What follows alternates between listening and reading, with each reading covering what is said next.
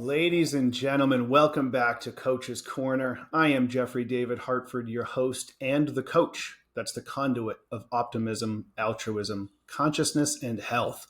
And today we are going to dive pretty deep into the consciousness side of this, I believe.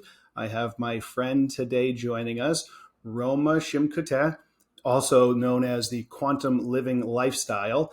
And Roma, I'm so excited to connect with you and have you bless the audience with your gifts. So thank you so much for joining us today.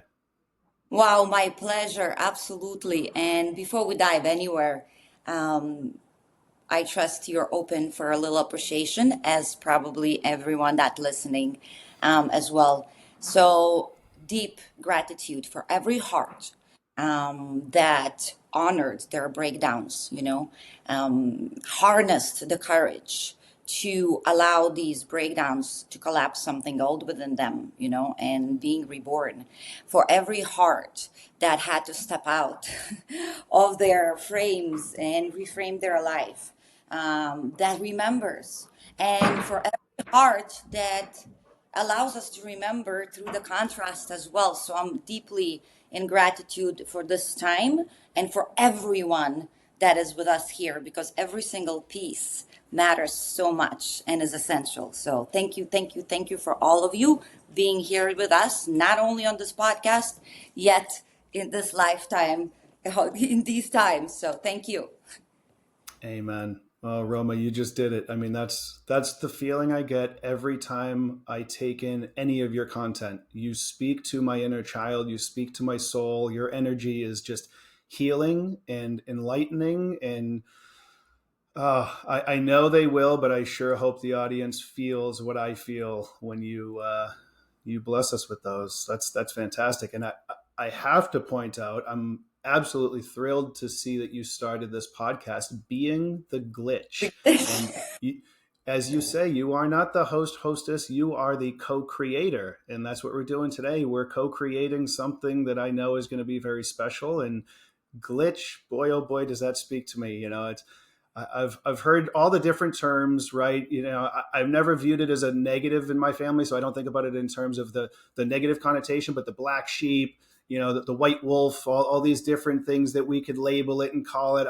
I know I've been sent here to be somebody who kind of questions and pushes against the grain a little bit, and I sense that in you, and you've done such a phenomenal job, not only for yourself, but for the people that you've had the opportunity to help of getting them to do that inner work and heal those layers of trauma and just let it out. Jeffrey, I'll be coming onto your podcast way more often from now on, because just like you keep pouring into, oh, don't stop, don't stop. Thank you, thank you. We forget sometimes, and really, it is important to pour into each other as well. As we're used to, at some point, we get used to holding that space and holding these new codes and blueprints.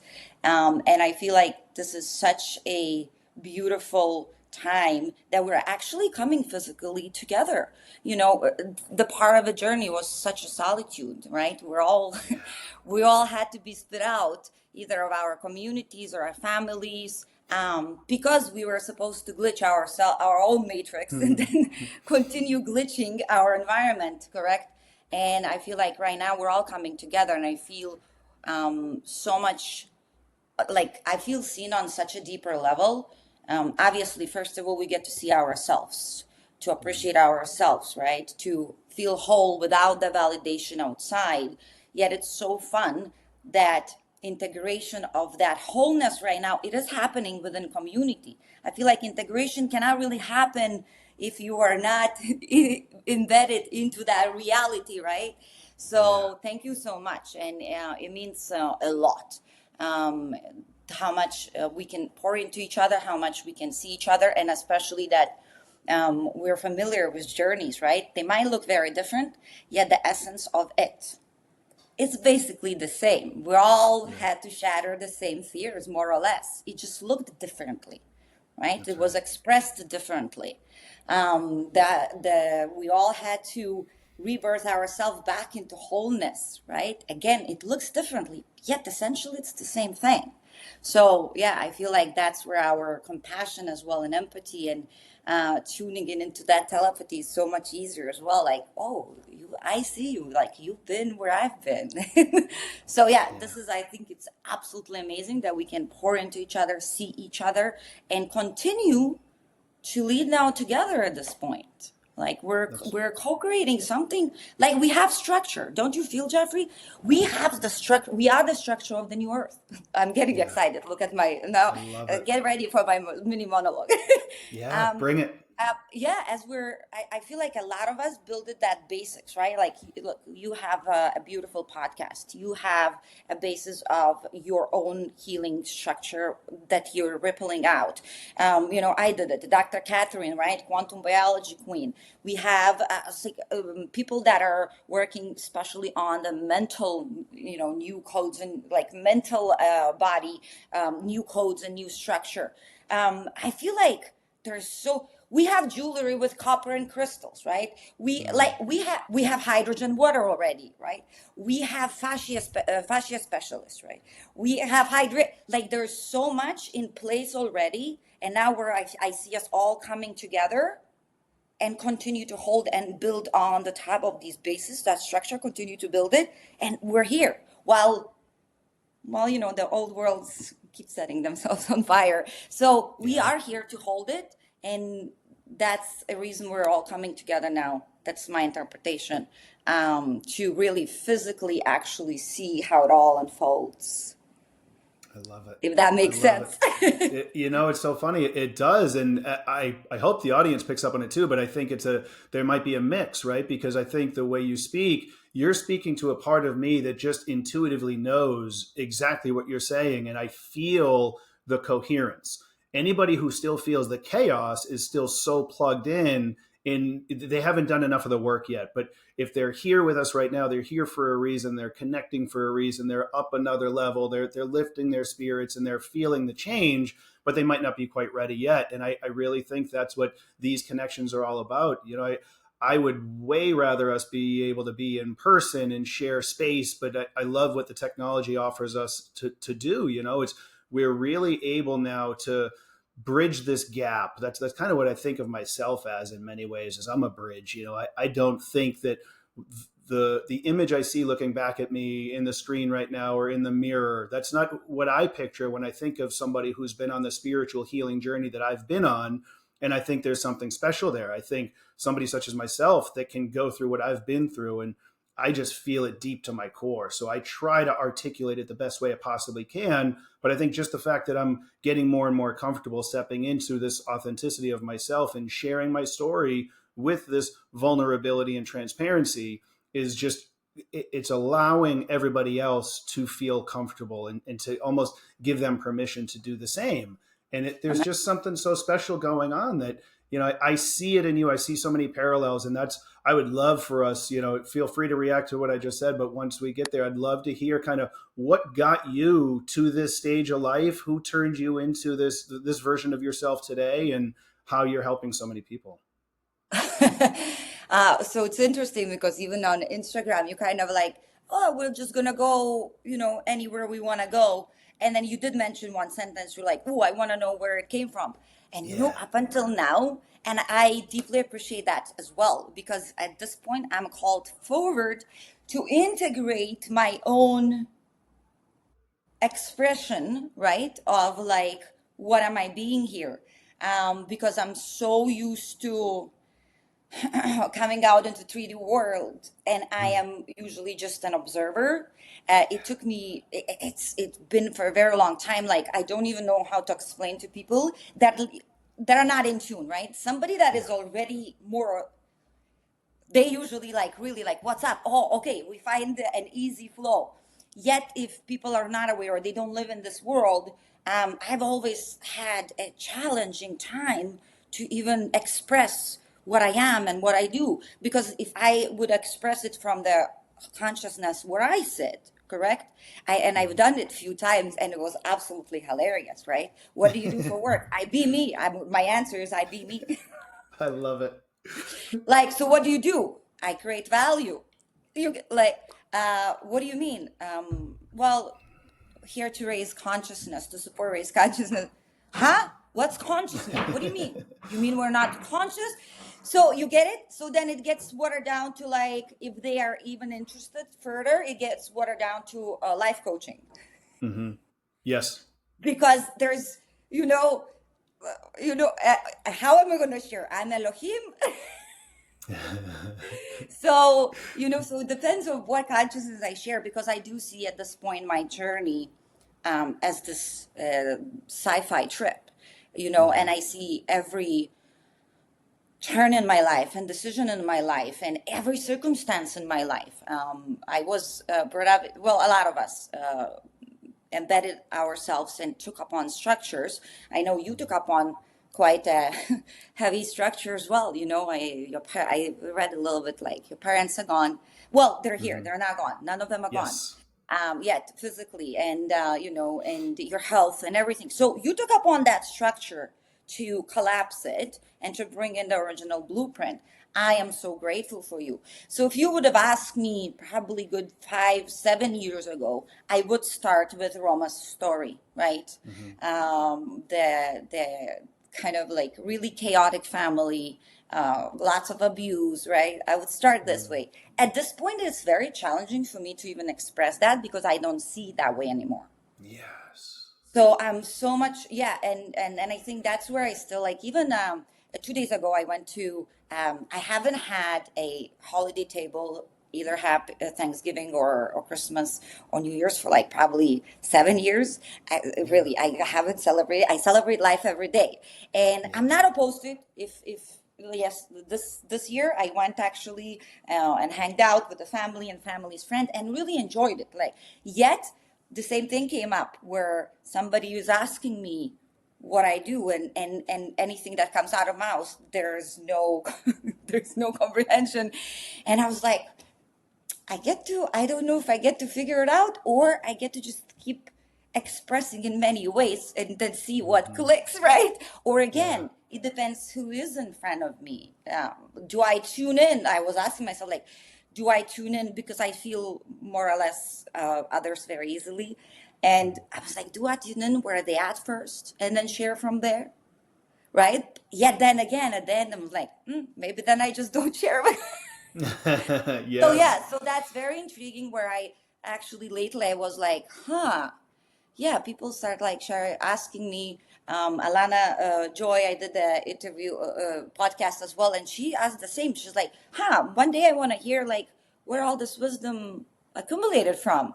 And I was like, wow, it's so interesting, because the story that I had of that Roma, that one died, and then I had another one, and that one died.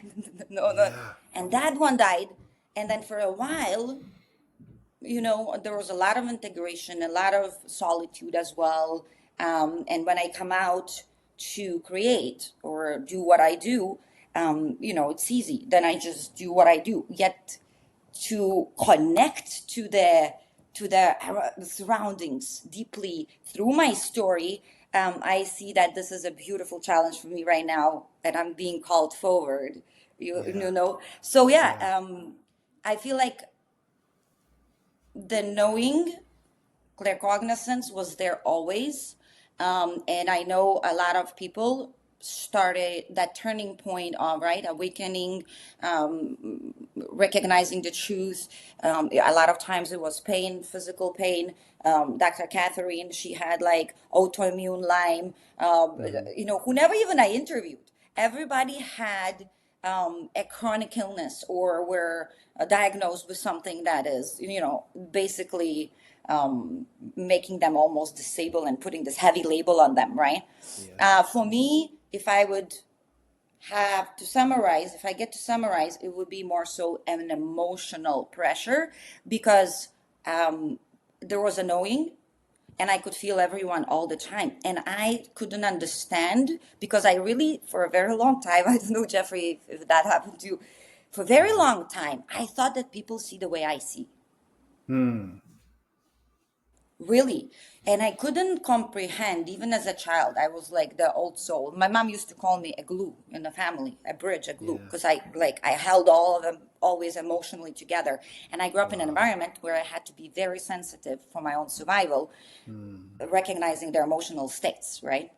So that supported me not to lose the gift of tuning into others for Right. sure. So yeah, and then just constantly knowing that it's not supposed to be that way. There was such a huge heaviness, and I was successful whatever. Like if I decided to play something out, I was successful at it. I feel like my life in general was like it was episode after episode after episode, and every episode I was absolutely different. Mm. Personality, my personal reality was different. I lived in so many states. I lived like in 11 states. Here is I'm downtown Chicago for 4 years, like having a personal training company that is very successful, going out to these, high-end places, right? Like I'm sitting at Four Seasons, all dressed up in Chanel, right? Like this is, and then suddenly the next 7, like I am in Hawaii, like literally having one suitcase, always with swimsuit, surfing, sitting by myself, like, and all of these episodes kept bringing me evidence because I wasn't afraid to forge my own path. So that I'm Mhm. grateful for, right? I used to jump in and do whatever I thought the world needs or what success means for the world. And then I Mhm. used to get really choked up. And then I allowed myself to really like just pack, close the business, and move. And Wow. then I get into place, and then I'm, oh, okay, okay. Oh, so now I'm going to be successful this way. Like, oh, maybe this works better, right?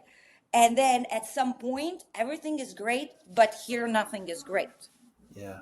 you know? So it's so funny. The lights come on and come off constantly. Yeah. You will know, yeah. The lights constantly gets affected. So it's funny. One just bulb went off, and it Wow. happens to me all the time. Yeah, yeah, yeah. That's amazing. Yeah. So yeah, if I look at and like summarize it, the knowing was there. I feel like the emotional part was never really, asleep. I did let myself program this. Hence there was Mhm. such a friction within my body. And just basically intuition always listened to this. So I don't know how I didn't close my heart. Every time something happened, I opened it more, and I still listen to intuition. So I'm really grateful for that inner child of mine. That's why I allow her to Yeah. play all the time. She's pretty successful. She leads me very well. Yeah. you know she's very intuitive, and she knows what we need. So yeah, and never closing the heart. And then obviously I always put myself in discipline. Discipline, like I loved learning and exploring a lot. So I'll put Mhm. myself into my 20s. I fasted 40 days. Then I went to the silent meditation camp, right?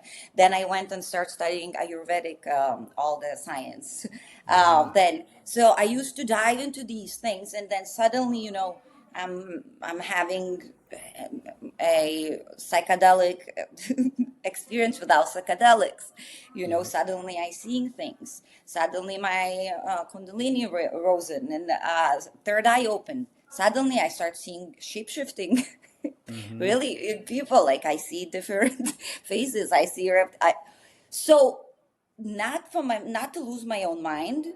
Mhm. I had to find the almost the reasons, right? Like what's happening, because I at some point I was like 10 years ago, I was like, wow, maybe I just need to lock myself up, like really Mm. go to the doctors, get some pills. And Right. because I can't even share with anybody. It's not normal to get up from meditation and then try to put the hand through the wall, because I know that there is no wall. Literally. So Yeah. that I like ended up buying, like, oh, how is the cell phone made? I gotta start understanding like what is happening. So book like how's the cell phone made? Then diving into quantum physics, and I feel like my brain easily connects the dots and sees the Mhm. patterns as well. So that supported me. So as I delved into everything with my body, physical, did Muay Thai many years. So body, I always felt like, wow, we don't know this. Yeah. since I was little. And I finished physical therapy back home. Yet I never thought that hospital gonna let us be a good doctor. Look at me. When my mom heard me just say that, she almost lost her mind. And now I know I was right. That's right. Like, it's Yeah, not we, an easy to hear from a child that is like, you get it like, oh, and she was a single mom, you know. She was like, I gave you everything to support you to finish the school, right? Like to get, and what are you saying? Yeah, so like you say, black sheep. So yeah, yeah, I'm kind of babbled a little bit everywhere, and by a few more podcasts like this, I will probably know my story, or maybe it's gonna change again. I don't know. for sure. But Yeah. So I then, think that's go ahead. God. Yeah, I think that's part of the beauty of it, right? Like I spoke recently to Nico Martins. I don't know if you're familiar with him. If Mm-mm. not, I have to connect the two of you. Brilliant, brilliant man, just a beautiful soul. And he said he really doesn't like labels. They're very limiting. Yeah. And you ask Nico, what do you do? And he's like, well, I'm me. And very much like yourself. It's like, well, I don't know how to articulate what it is that I'm actually doing because and I think this is where this is a part of my role as that bridge that you're already so far on the other side and so many people are still stuck in, we'll use the word that people love to use right now, in the matrix. They're still plugged in, right? And I'm on this bridge pulling people back and saying, hey, okay, you want to come up? I've got a hand for you. I'll give you a hand up and come on over. And I'm still in my journey, so I don't have all the answers yet, but I can guide you and I can tell you what I've been through. But here, we've got Roma on the other side of the bridge that's already done it all. So let me bring you on over and she'll help you get to that next level as well. And we all play our role. And that's the Amen. beauty of us all being here together at the same time and stepping into this. I just knew since I was a little boy, things didn't feel right, intuitively in Yeah. my gut, something feels off, and my parents were unbelievable. They were so phenomenal at what they were good at, but what they lacked, they weren't good at. They didn't understand health. They didn't understand finances. These are two of probably my biggest areas that I'm really diving into the most in the health, especially. That's Mm-hmm. really been my kind of umbrella for the past 25 years is digging into the health because, my mom, prime example, a smoker since she was about 12 or 13 and continued Okay. that through her life. She passed away at 65 with a multitude of different issues. And she was just raised in the paradigm that says, if you're not feeling well, you go to the doctor and you do what the doctor does. That's the expert and they will take care of you. And other than that, you don't have to worry. Just go live your life. And I just knew at a young age, I said, wait a minute, in our kitchen, we have this medicine cabinet. And if you have a sniffle, if you have a headache, any ailment, here, there's a pill for that. And that just did not sit with me. I knew to my core, this doesn't feel right, but I don't know why yet. I don't have the answers intellectually, but just intuitively, I know. So it's been a long journey into finding that. And, you kind of mentioned the previous Roma. I'm in the same boat. Yeah. There's multiple previous Jeffreys, and you alluded to my health already. I've told so many people that my cancer diagnosis is for a version of Jeffrey that no longer exists. He's already dead.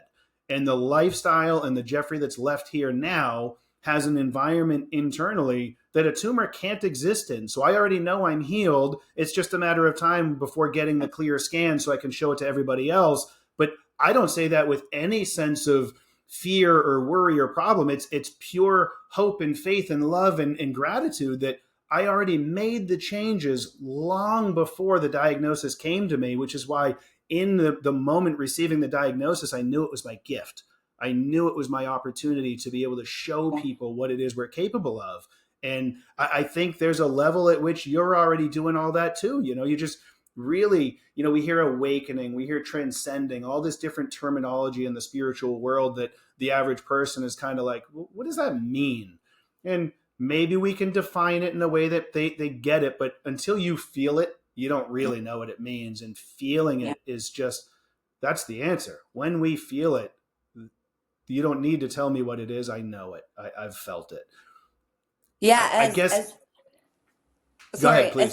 as you shared a couple things came up.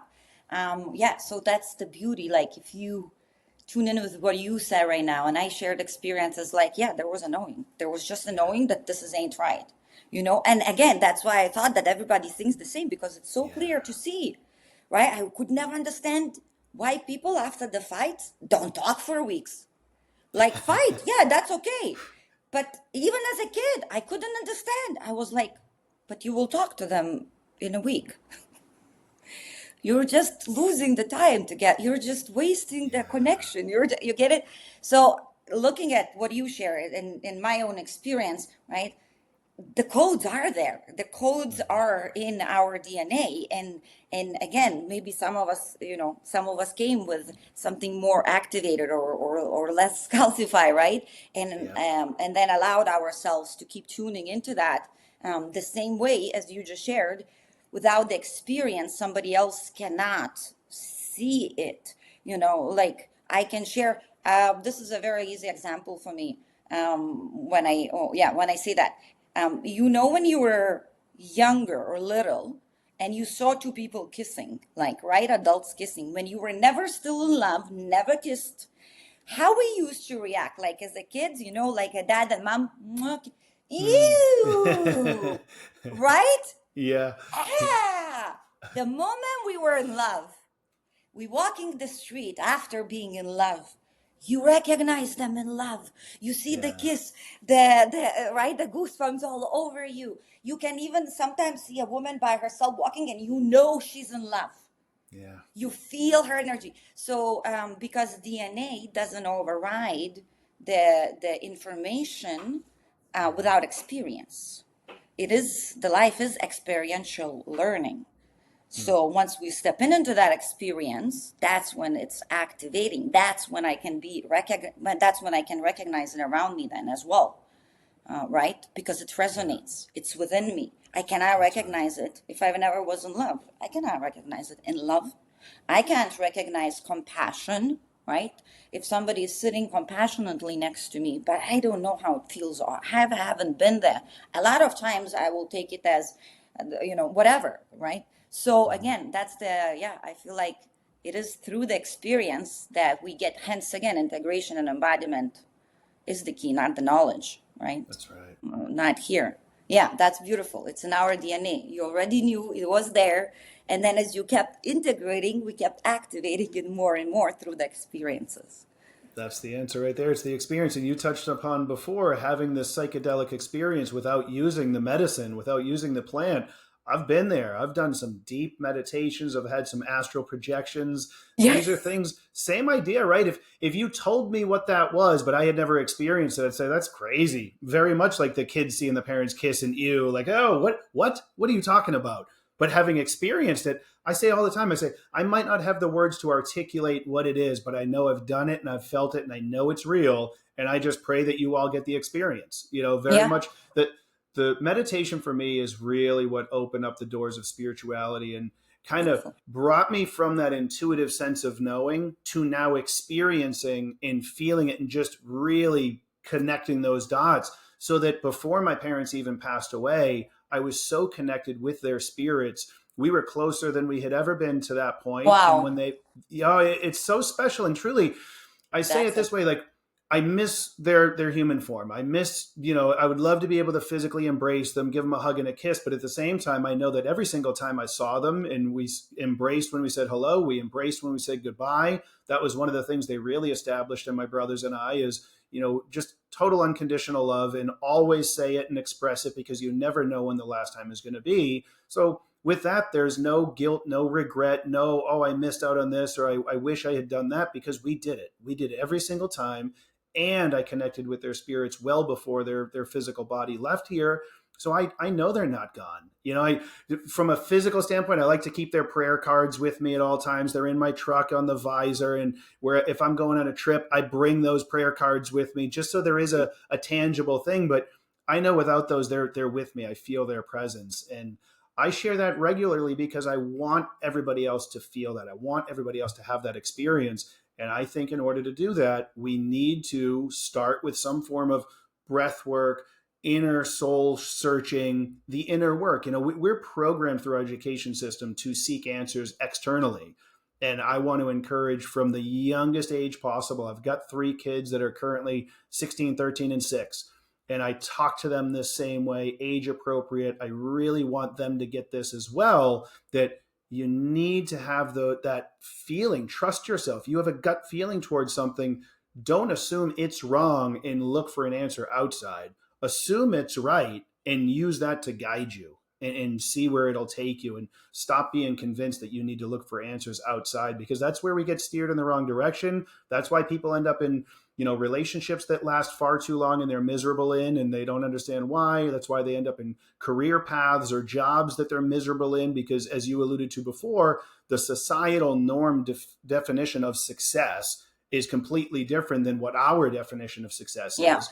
And once you've allowed yourself to turn within and really find the true essence of you, what is success for you? What is your purpose? What are you going to do while you're here? And then fall into alignment with that. And there's no going wrong at that point, right? Yeah, beautiful, amazing. And I will add on to when you shared about your parents and then, being physically not here. Yes, yet they transcended and they're here. I feel absolutely the same. My father passed when I was 16, and I was the dad's girl, right? I have a Yeah. sister that is mom's, Yeah. families does that, right? One is Yeah. more towards mom, one is more towards dad.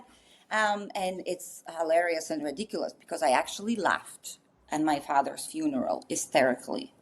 And then it was very interesting because I didn't really change. So at that moment, I didn't really understand much. Now I can see it very clearly, right? What was up? You know, my mom was worried. Everybody was worried because I didn't change at all. Like I didn't go to school next day sad, more serious, or anything like this. And I kept Mm-hmm. saying, he's here. Yeah. And then, yeah, and then my mom sat down. She brought up, I remember, a family friend to sit down to really talk to me. And, they were like, hey, he passed. We get it. He's in the ground. Like, we want to know how you feel. And I kept telling them, like, I get it. I understand. I said, I do talk to him though. And, I looked at my mom. She was like almost scared. I was like, no, no, no, mom, I don't see him. I am not Mm. hallucinating. Yeah. Yet I told them, I don't know how to explain it to you. I said, you got to explain it to my heart that he's not here because it doesn't agree with you. Yeah. It just doesn't agree with you. And then my mom remarried, and I had a stepdad that passed five years ago now, cancer as Mm-hmm. well, tumor. And we were very close as well. And it's interesting. I feel them all the time. And a few days ago, I just shared with someone that was talking about missing their mom. And I said, it's interesting. I used to miss my grandma or my stepdad more when they were here and I didn't see them for a while, really like miss them. Like I want to go and hug them. And I was like, it's interesting because I miss them less because I feel them all the time. Yeah. Before, when they were in physical form, right? And if they were further, like I didn't feel them, right? I gotta Mm. go physically to feel them. And I feel them all the time. And I was like, wow, that's what was with my father. It's in my every action. They are in they are in everything that they passed and rippled, and every time we spoke, like you see. So that's so beautiful. And now really I see like we're very we're definitely Yes. connected. We're the same star Yes. family. Yeah, because It's true. it's parallel yet it's very similar, correct? And then you said meditations, breath work. When our nervous system, right, or electromagnetic field is so fragmented, Mm. physical body, right, toxins, Yeah. right, like limbs stagnant, right, what it is, emotional constipation and mental diarrhea, right? Mm-hmm. um, I think that's where people go and have an experience of, let's say, ayahuasca or a Yeah. psychedelic, or go into a retreat or event and suddenly feel for the first time something, yet they don't come home and start or continue to integrate it. Yeah. That's where the anchoring cannot happen. And integrating and anchoring it all, well, we need to anchor that higher energy, right? More light into Mm-hmm. this vessel. How am I going to anchor it or integrate it if my body, again, it's full of stagnancy, correct? fragmentation. So breath work and meditation will allow for my body to start coming back into that coherence.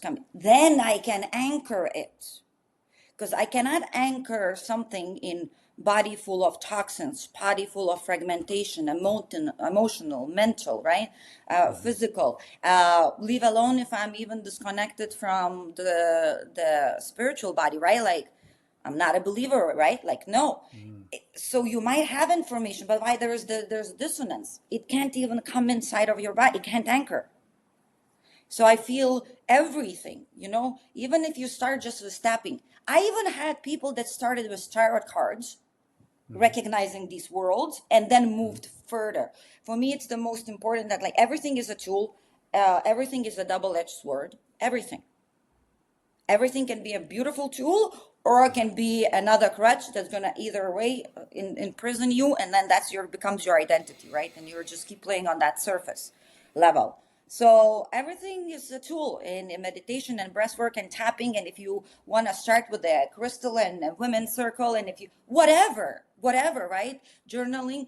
So yes, yet clearing of our field, because it's full. It's full at all times. Yeah. So how am I going to anchor something new? And again, the higher frequency information, right? It's much faster speed, and much more, like, it requires space, right, within my vessel, within my field, within my emotional body, my mental body. So my responsibility is to clear up, to clear it, to clean the house, right? Yeah. Before I refurnish it, in a way, right? I don't want to furnish a house while it's like all dusty and all dirt. I love it. Doesn't make sense. So I feel all these tools, no matter how people look, because a lot of people will be like, well, people have a spontaneous, awakenings, and then to integrate, to anchor it, to stabilize it, to really for you to see the coherent reality around you, because the coherency within you, I feel like it's essential. It's like us cleaning our teeth or wiping your butt. Like, did you do kaki and wipe your butt once last year, or did you wipe every time? I love it.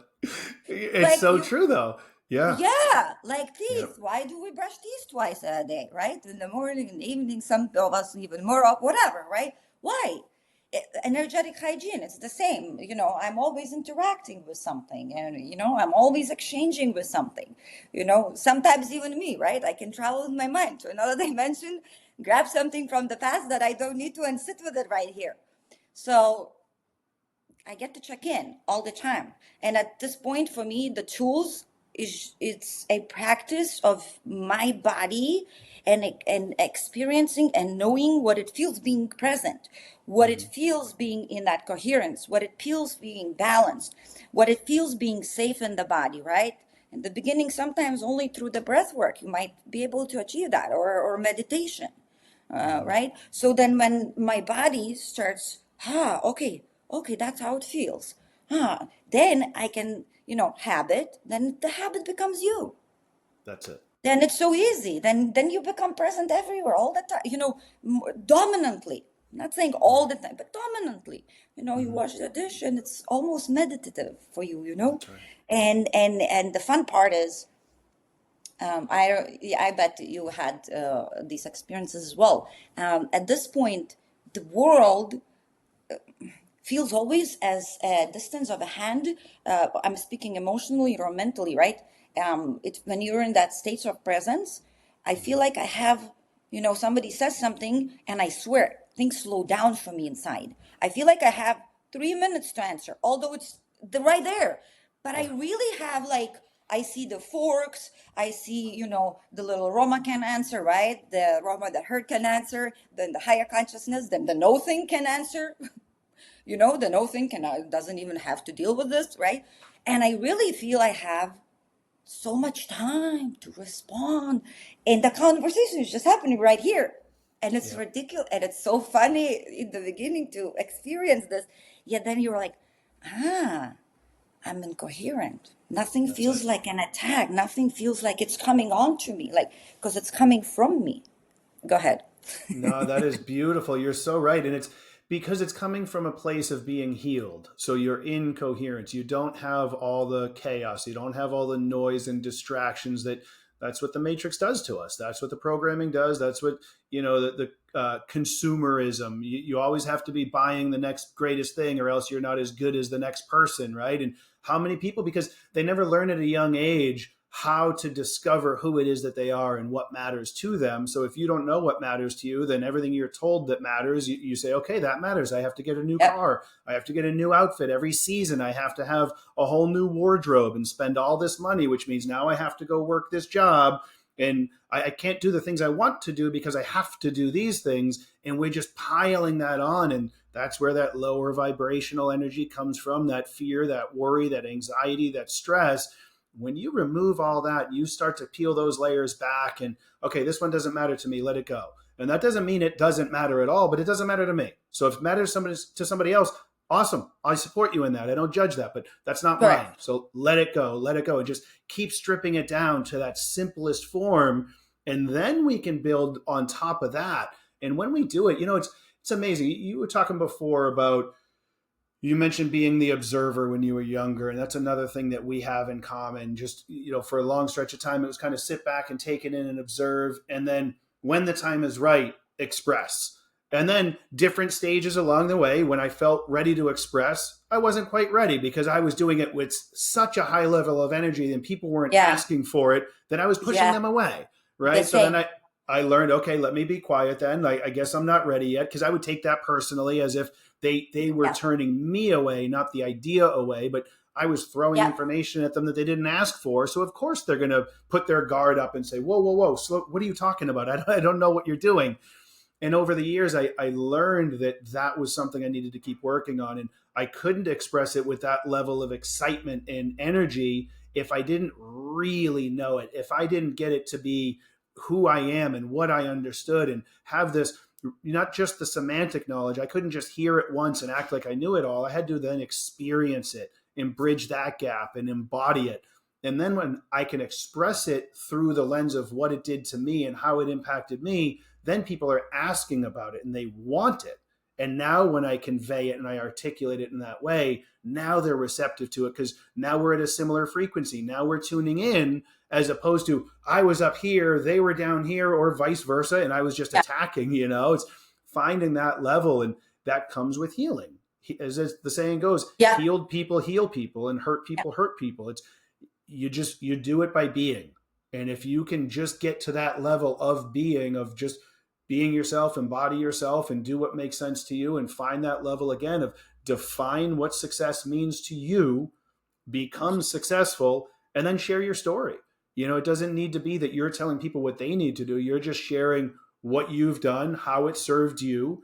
And there's such a different delivery there of, at least for me, right? I was speaking with Meredith Oak the other day, and she gave me her distinction between being a coach and being a consultant. And a consultant is just going to provide all this information, which is valuable and fantastic. But a coach is going to be really in it, and they've done it themselves, and they're along for the ride. And Beautiful. I took it as a wonderful compliment. She told me I'm the true embodiment of a coach in that regard, and it Love makes it. so much sense to me, right? That as you're talking and I'm connecting dots of us and our Yeah. experiences, that there's so many similarities, and I really appreciate it. So I guess, I love where we're riffing here. My thought goes to when you work with somebody, a lot of it, I imagine, much like myself, it's a matter of meeting them where they are and growing from there, right? So you said it could be tarot cards, it could be breathwork, it could be anything, but start there and don't make it just about that thing. I often like to think about it through this lens of, we hear biohacking is the big thing, right? And everyone's, what's the next one? And they're piling it on. It's as if becoming a good biohacker is the goal. But for me, it might be cold plunging, it might be sauna, it might be fasting, it might be exercise, it might be meditation, breath work, what have you. But all of those things are to then be integrated so that I am better at being me and better at living life. It isn't that I'm a good cold plunger or a good sauna user. It's those things are leveraging me back to Yeah. a level of health that is back to a level of nature, right? When you were talking before too about the coherence and the chaos, this, we're light beings, but we're inundated with artificial light at all times, and in radio waves and all the non-native EMFs. If all we did was get back out into nature and get the natural light and the exposure to the natural environment to stimulate our mitochondria to make the natural internal light as well as the natural external light, that's where this healing really takes place and this light body can shine. So it's, as you're talking, my mind is just explosion here, explosion there. So I'll throw it back to you, I guess, and maybe say, with all of that, maybe we'll branch into what it is you do when you work with somebody. Okay, absolutely perfect. So yeah, I can actually build up on that, and it's going to be clarified very easily. Cool. Yeah, everything you're saying, and that's another thing why we get to share the stories, why we get to share our experiences, and it doesn't have to be maybe through the title, right, or identity, like like I do, because again, I've been on social media for so many years. I did personal training company. That's where it allowed me to dive into psychology, because I had very successful personal training company where my clients were all of them over 200, 300 pounds. They lost the weights. They got off Xanaxes, Prozacs, and all these stuff, and they maintained it. And I was the one that asked them. I was like, "What do you feel about?" And they all told me, "You just, you just made me see myself different." And then I understood. I was like, "Oh, we reframed them." And that's when I started diving into the more so mind and psychology and all of it. So we get to share the stories, because when you're sharing something, something might click for me. Something might click about my own experience, yet something might click even further, right? Like, and you, like, I was like, oh, wait, the experience DNA, overrides the information only with experience. And then we had it all. So that's one big already reason, right? Because we're activators all the time. We activate others. Either it's an inspiration or either it's a trigger. It's still an activation. So your words are beautiful codes as well. I will go about how we work in quantum living lifestyle. Quantum living lifestyle, because it's a lifestyle, period. And as you said, I'll start with consumer. So we were in inverted matrix or reality where everything started with I have to have something, then I do something with it, then I can be happy. I have to have a good body to get a good husband, then I can be happy with the family. And two, now I got a good husband, now I need two babies to be a mommy, then I can be happy. Let's take careers, right? Like let's take business. I have to have money to open a business, then I could be happy. But because I don't have money, I can't do anything. All right, I'll sell myself to this 9 to 5. So everything, I had to have a diploma to get a good job, to be happy, to be valued, member of a society, correct? So everything was inverted. Consumer, do, have, be. And we're flipping it all around, right? You'll be happy, because happiness is not a place to get to. Happiness is the place to come from. Everything that is built on fear of survival, as we see already, is burning down, and it's not going to be any different for with years upcoming, right? It's just quickening, and our being is the first thing. Then you take inspired action from where you're being, and you don't even need to worry about having, because it's there. If you're being in coherent state, emotionally, mentally, physically, and spiritually, in relationship, right? I'm emotionally fully open and not stagnant, right? Mental, I don't have mental diarrhea. I don't attach to Jeffrey, my new boyfriend, the old boyfriend stuff, right? I'm creating from clean slate. My heart is open, right? I'm ready for the mirror, for the alert. And everything that is born from that kind of a state is sustainable, and as a minimum an absolute fantastic milestones where you just knock another off, and a little more, and then every collapse, it just becomes you knowing that it's a contraction, initiation into the next level, and so fantastic. At this point, they still don't feel fun, right? The contractions and I had 2 weeks ago one that I was like, where did it come from? Yeah, Yep. it was a good few hours, and I definitely collapsed the energetical structure within me. I could feel it, energetic structure, and yet in this, you're in the knowing, you're at ease, even if there is pain moving through your body, or anything, frustration or whatever, or sadness, there is a deep knowing of like, ooh, another chapter is coming. Oh my god, I'm already excited. Mm. So I always say, in your breakdown, right, the leap that you're going to take in the breakthrough depends on what you're going to do with the breakdown. If you're Mm. celebrating it and you're allowing yourself to be in that breakdown fully, unapologetically raw, naked, right, with yourself, the leap will be beautiful and fantastic Mm. initiation. Or we can obviously continue to identify with the breakdown and keep dragging it into the future, right? So Yeah. taking past out of the now, so I can rebuild something different into the future. So be, then do inspired action, and then you can have anything you want. So quantum living lifestyle now, how do I get myself in the most coherent state of being? Yeah. So what we do is this: body, it's a physical body. Being, that I called, it's your emotional and mental. So, and I'll explain the tools, and each body has the tools, right? Mm. Balance, and then there is your business, right? So Mm. 4 B's. So every client starts building their own structure of these 4 B's, starts being and acting as it, like Jeffrey already knows, he's Yeah. healed. Yeah. He's just letting the physicality unfold because he understands the physicality is the slowest one. We don't need to worry about it. It unfolds the way it needs to unfold. Yet I'm already fully in the new structure. Means body, physical body. So they all go dependable where they at. I had people that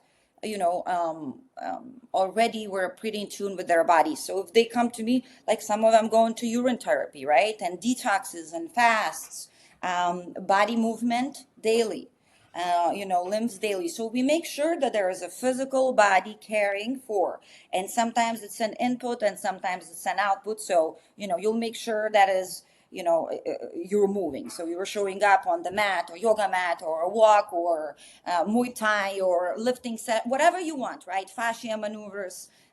We're taking care of fascia pretty much. So like everybody, I give the information and they decide what tools they want to use. Some of Mm-hmm. them belly dances in the AM. I don't care what you're going to do, yet you get to tend to your body, correct? Yeah. 0 point for the body as well, right? These long salt baths with candles, Mm. correct? So we make sure that we have for the body and 0 point and output and input spa and massage. You're Mm-hmm. getting a massage, right? You're getting asking your husband or boyfriend just to rub your feet and like taking it all in, right? So still, or standing outside bare feet on the sun. So electricity in Mm-hmm. the body, detoxifying it and continue to move so the fascia can unwind and everything. Being tools are anything that brings you back into that 0 point moment, everything that brings you back into the present. So meditations, journaling is a must. Most of my clients journal hardcore. Mm-hmm. Tapping, breath work. So anything of these as well for the body. You can do saunas and everything. Balance, it's all of your relationships, relationship with myself, relationship with the world, romantic relationships, my mother's and my sister and my relationships. So usually if you are just starting to work with me, I will let you pick. I will suggest you, and I will strongly probably invite you, the next few months you're working on a relationship with you, right? What does that mean? Meaning, in my most intimate, romantic, beautiful relationships, it's romantic or just a family relationship, friendship, right? Yet they're authentic, right? They're intimate, correct? And we both create value for each other, of course.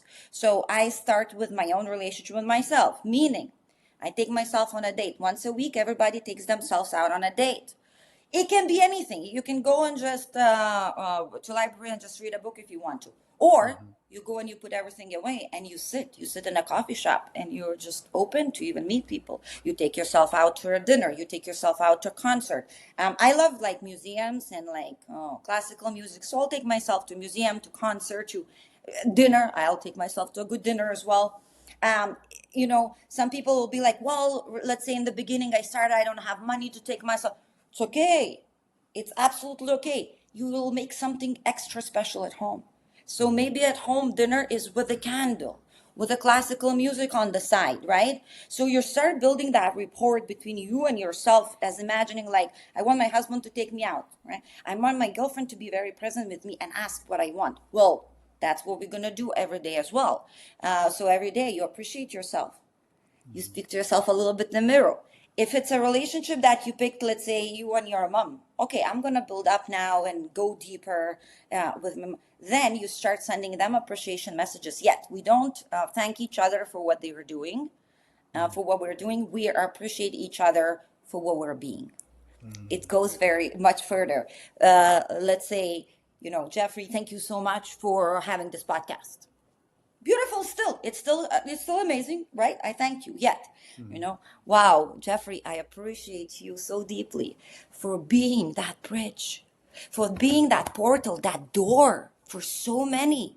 you know Thank you so much for being that lighthouse. You're so thoughtful, you're so open. For a man to be so vulnerable, and vulnerable so loudly, wow. Do you know what you're doing?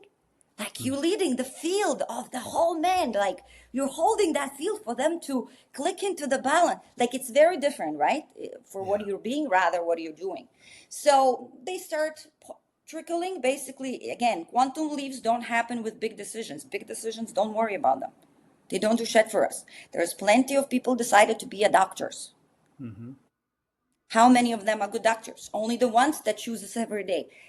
Many of us at the wedding day, we say, I do, for good or the bad, for the worse, right? For the Hmm. health and the sickness. How many of us chooses to be a good husband, a good wife every day? And only these families will keep growing, right, into authenticity, into intimacy, into expand, into better finances, better expression of the unit in general and union, is that they will choose it every day. So quantum leaps don't happen in a big decisions ever, really. It's only in these small minuscule steps. So you take care of your balance. You talk to the world. You see, aha, my relationship with the world. Yeah, kind of. What's my story? The world is against me, right? I gotta fight hard to be successful with the world, to be seen in the world. Of course, that's what you gonna co-create, right? And then Yeah. the business, it's your anything. Maybe it's your business, maybe it's your career, maybe you are the mother at the house. That's your business, right? Maybe it's just your expression, who you're being every day. That's your business, right? Maybe it's just a project, right? Remodeling your house. It could be whatever you pick, whatever you want. And then once they already start writing, journaling. By the way, I don't know if you're aware how deeply journaling affects our subconscious as well, Hmm. right? It's a beautiful connection between alpha and theta, and it Yeah. deepens that connection. So you are at the same end as slowing down and in the flow, and subconscious is overriding, and at the same time you're bringing it all. It's absolutely beautiful. I've seen Yeah. really clients, Jeffrey. I have two at least that I can tell you they just took a year and rewrote their lives in journal, and they're living it. Like, they're Yeah. living it. They're living a new life. Absolutely. So we take all these. Now, what happens when we have these? I think that's where therapy a lot of times doesn't work. And there's plenty of great therapists. Yet Hmm. most of my clients did have therapy forever. It's very common in the United States, right? Like, somebody's on. Yet, because they allow you to play into the old story, it's the same and the same, more or less. You will feel better if you just talk it out for that moment, right? But if nothing shifts within your structure, emotional, mental, physical, Hmm. you're still gonna be constantly surrounded by it, right? You're in it in the field. So we don't allow them. You pick that new, and then we start going, and then we start going. It's very easy because all the stuff, right? Why we don't live the life that we already want to? Because there are blind spots. All the blind spots, all the core beliefs that are working against your vision comes up like this. Very easy. Imagine if you gotta send me, you started it, and now my call with you is in a week, right? You gotta send me 7 days of little journal, 7 days of showing up on yoga mat, 7 days of showing up of 5 minute breath work, 7 appreciation messages to your husband because you decided that's the relationship, and then sit down and write down the business plan, and you can't do it within 8 weeks past, and then two things are getting done and then one is absolutely like collapsing. Oh, so Mm. beautiful, I love it. That's where the potential is, right there. So maybe that's not what you want. A lot of us, we're seeking things that we thought we want to because we needed to Hmm. fit in because they told us, and we didn't Yeah. ask how they know because they didn't know better. We thought they knew better. It comes up so fast. And then I can look, I was like, oh, that's not what even my heart desires, first of all. That's why I was beating myself up for not going to the gym. But you know what? I just wanted to be fitter because the society is telling me, but that's not it. And then they find very different ways, maybe what they want. Or sometimes that's where you see, like, not worthy, not enough. I don't trust myself. Well, the money's hard to make, and keep rewriting these stories. So you keep rewriting mentally, right? Through the pen, through the mirror work, through the awareness of your blind spots, right? I'll point it out to you, and then you can do whatever you want. Emotionally, we keep purging. We'll do even sessions of like, I'll put a heavy song. I'll take you into meditation, into that event that you're telling me it's coming up. You'll have a pillow. I have somebody almost break their head. A guy was he missed the pillow. He punched the floor. Yeah, it was all bruised. And and I will take you. Like, I will be rude. I will be that mother that beats you, and I will be that father that dismisses you in that moment. And Mm. you will cry with the snots, and you're gonna keep beating the pillow for 2 minutes. You're exhausted. You're tired, and then I will call you forward to beat your own self as well for a minute. And then a lot of times in these experiences, people like, wow, I thought I was mad at my mom and dad, but that last minute when you told, I was actually angriest on my own self. Mm. And so we're allowing them to keep purging emotionally, rewriting mentally, and then that physical action is always taken in a very small steps. Nobody's asking you to go half an hour workout. No, just show up for jumping for a limbs for 2 minutes in the beginning. Yet if you are already somebody that goes to, so we'll take it a notch. We'll be like, ooh, add on my facial release, Hmm. right? So again, it depends where you're at. Four bodies gets into the deeper coherence. You see what's in your way. You are aware of your blind spots. Some of them, I love how different these journeys are for everyone. I have clients that will choose to cycle in one of the themes, and they know, and I know, and we're okay with it. You're like, you still want to hang on to this like it's his fault. Like, yes, yeah, okay. Next week we will revisit. Okay, so let's check in. Where can we support? So how can we keep releasing this? Like, there's no like, no, no, no, go, go, go. No, if their body's a little bit, okay, let's not move on wobbly. Let's stay Hmm. here. Let's stay in this, shithole or whatever that. It's cool. That's where the potential is. And I've seen, and that's why again, like I admire and Dr. Catherine Clinton, and in general everyone. There's so many of us. Like I said, bringing it all together because you Yeah. sharing your story. Karen explaining from that geeky science. I'm very geeky as well. Like, I love Yeah. stuff. Wow, yeah. Let's go into Galileo separating consciousness and science, right? Like, um, because it's a confirmation of why the things that intuitively I keep putting together works, Hmm. you know? And really, I have someone that was 275 since 18, since 14, because she was on Prozac and Xanax. She's 43. Mm. She's waiting 148. The last time she waited that, she was in sixth grade. Wow. She is 3 years off every pill. She had 4 pills. Cholesterol, she had 2 knee surgeries too, already done right before me. And she's off every pill. She is at her best ever, Mm. right? But absolutely happy. Has created her own, and even me, Jeffrey. There's a lot of times my mind was blown. I was like, Okay, good. I'm listening to intuitiveness without needing the expectation or the mind, because I don't know if I would have need the kind of evidence right off the bat. I don't know if Mm. I would just dive so blindly into these journeys with them. Yet every time I did and they did, I mean, you don't even recognize neither of these people. And the most beautiful thing is, if one person in the family, one beautiful soul in the family cracks the code Mm-hmm. and Mm-hmm. turns on their own original blueprint within, Yep. all the families start shifting. Yes. All the families start shifting. And for me, seeing that, you know, the teenager kids like texting me, oh my God, what did you do to my mom? I had husbands text me like, Roma, I don't know what you're doing yet. Thank you. What's happening? Yeah. Yep. And I'm not really doing anything. We're holding the space. You know, we're, well, okay, being us, but yet, to your point, I'll add one more and then I'll let you come in. When you said, I don't remember her name now, she gave you a distinction of coach and consultant. Yet, Oh, right? Meredith Oak.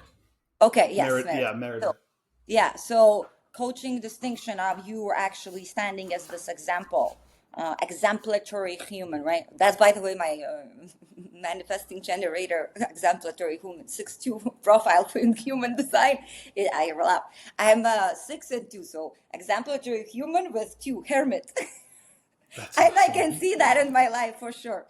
Um, because when you are experiencing and your DNA overrides the information within, well, Mm-hmm. information is overridden within DNA, you're naturally holding that field and access to these frequencies.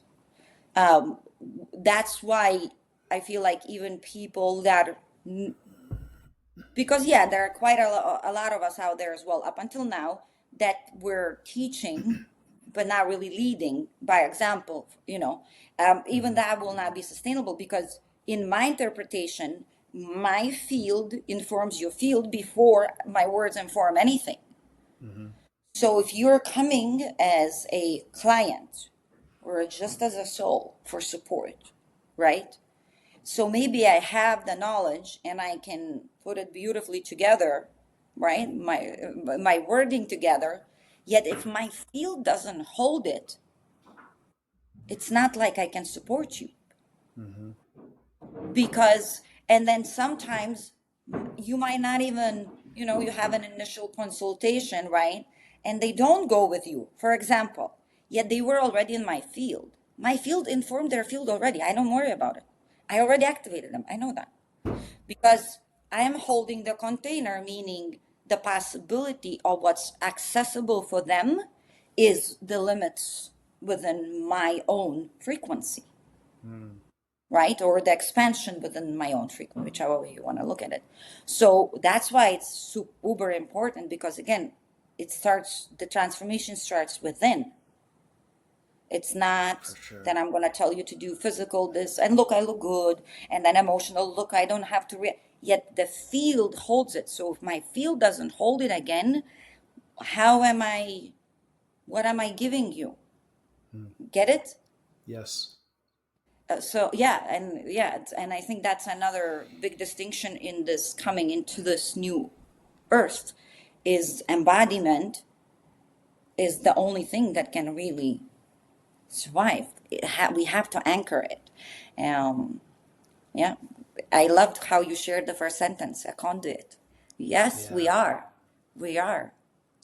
Go ahead. That's actually something. It's so funny. You just shared so much. I love it all. I want to touch upon a bunch of different things, but first off, I'll say just overarching theme there, the way you work with people. It's so beautiful because you do have your systems approach, but you don't force the system on them. You work the system into where they are. You meet them where they Yeah. are and allow them to kind of decide, all right, where are we going to start? Where and we've worked this much thus far and here's where we are today, and if you still want to sit in this, then sit in this. If you want to wallow in it, wallow in it. I could tell you not to, but If that's what you're going to do, that's what you're going to do. So I'll be here with you, and next time we'll work a little deeper if you're ready. But it's based on where they are, when they feel ready, and there's a common theme in this space. And every time I find somebody else, whether it's through Instagram or a YouTube channel or whatever, and I feel called to reach out and connect, we are all empowering.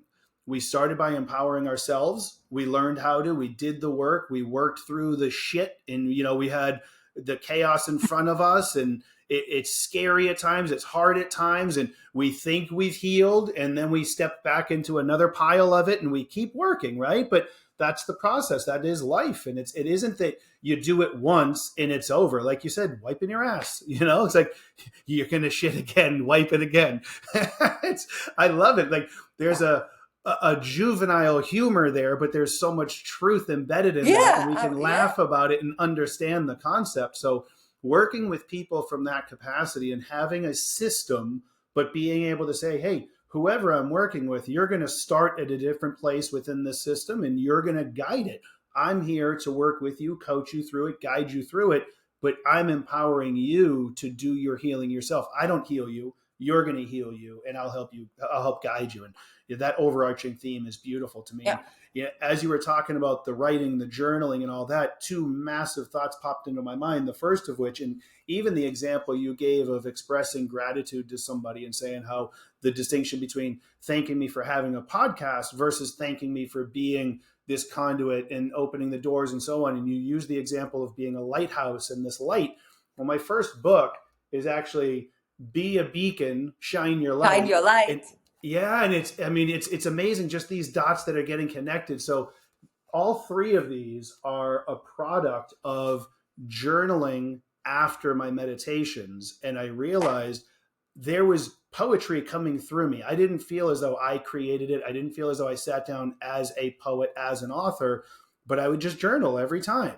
And I started to see, and I kind of grouped them together. So the title of the first one is Be a Beacon, Shine Your Light. The title of the second one is actually Coach. That's where it came to me, from a meditation, this acronym, that conduit.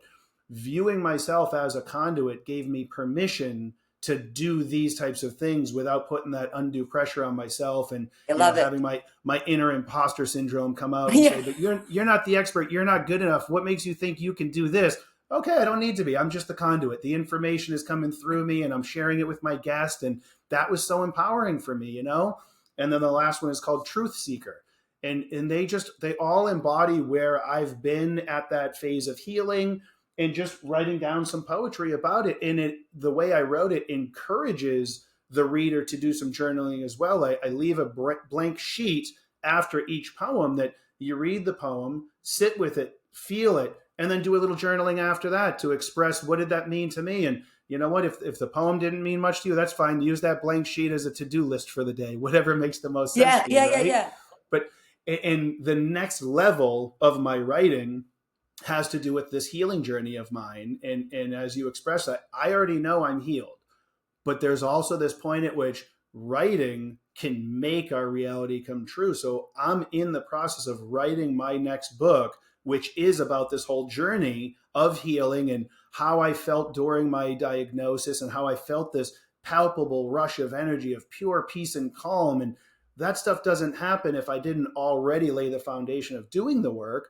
So now I've said this out loud a handful of times, but I have not actually finished that aspect of it yet. But I have to write the book and write my reality, write down that conclusion that I think I wrote down a paragraph on this already. I did hold myself to that, but saying the clear scan is here, the tumor is gone. And saying that, and I don't say that from a place of hope. I say that from a place of knowing. That's already that exists, and it's just a matter of stepping into it. So, it's so much of what you're talking about is what my journey has been about. And I like the idea of us being these coaches and guides for people, because we've proven that some of us are capable. And as the white wolf, the black sheep, what have you, we kind of needed to live through it and work through the chaos ourselves. But in sharing our story and then in guiding people, we're a living example of what can be done. So we open Yeah. the doors, we empower more and more. We reach that hand to help lift somebody else up, and it's so special. I really love this. I love connecting with you, and just I see your creativity as we're talking, and it's so similar to what I feel like coming into this and having this organic conversation and no script. We didn't know what we were going to talk about, but Yeah. Yeah. as I'm talking, I can see you just kind of taking it in, listening, and yep, yep, and then you just have it hit Poof, you, and poof. out Yeah. comes Yeah. this flow, and that's what I'm doing. Like I want to make sure to touch upon a lot of the important things you share when I start to speak, but there's also once I start to speak, because over the years doing all this work in removing all the chaos, removing all the noise, all the distractions of society, what goes in here is just the stuff that I remain curious about. I want to understand on a deeper level. So when it's time to share and convey, I don't have to stop and think about what I'm going to say. It's steady flow state of information coming through me and being the conduit. I can't explain it much deeper than that. I mean, that's just what I am. Yeah. When it Heart. flows, and when God bless. Yeah, Yeah. It's the heart. Yeah. that's it. We're speaking through the heart, and it's beautiful because the heart knows, right? Always knows. The heart always knew either way.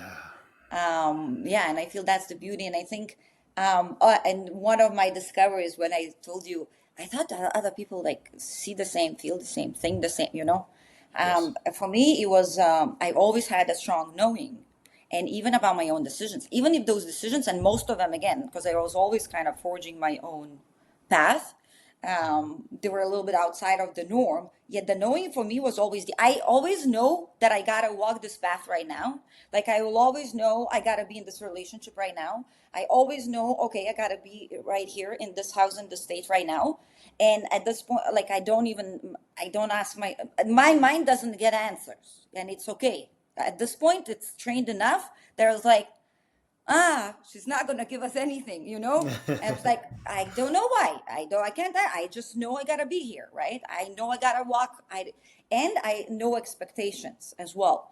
So when we remove expectations, and I feel like when you shared about, being a coach and sharing, while we practiced, it was a little more passionate. And maybe years ago, when we would just wake up, I don't know if you had it, when I just fully started like seeing what's up, right? And why I was feeling like, really, I wanted to go and shake everyone, and like especially people that I loved, and my Yeah. stepdad was passing from tumor, and I wanted to for them to agree with me and to come and start juicing and detoxing, but they chose a very different route, Yeah. and yeah, they're absolutely like, I was like a crazy one, like, oh my God, what is Roma talking about? Like, stop it.